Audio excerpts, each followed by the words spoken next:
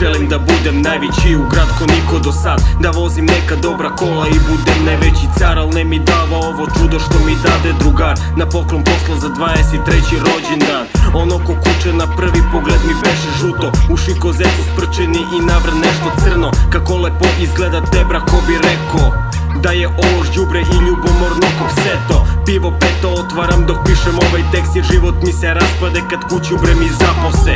Ne mož se spava samo vreka i pijanči, ne znaš da li čuvaš Pikachu ili nekoj kolje prasci. Na drugari mi zabrani da dolazim, pa se s njih nalazim po ćeške i po sokaci. Jednom sam pokušao s pušku ga oteram, al me drmnu struja, još posledice osjećam. Pokemon, najveće je zlo na svetu, ne ti dava mir i samo ti pravi štetu. Od njega koske i vene ti se zalede, ne puši ga u dvorište jer možda te izede. Pokemon, najveće je zlo na svetu, ne ti dava mir i samo ti pravi štetu. Od njega koske i vene ti se zalede, ne puši ga u dvorište jer možda te izede.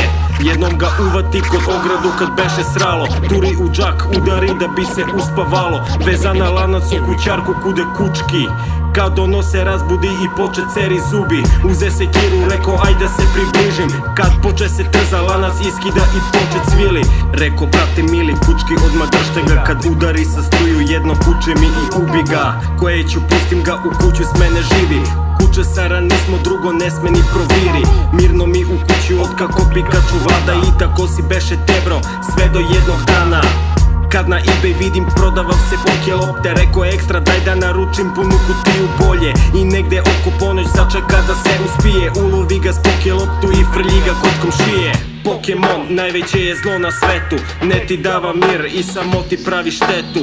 Od njega koske i vene ti se zalede, ne puši ga u dvorište jer možda te izede. Pokemon, najveće je zlo na svetu, ne ti dava mir i samo ti pravi štetu. Od njega koske i vene ti se zalede, ne puši ga u dvorište jer možda te izede.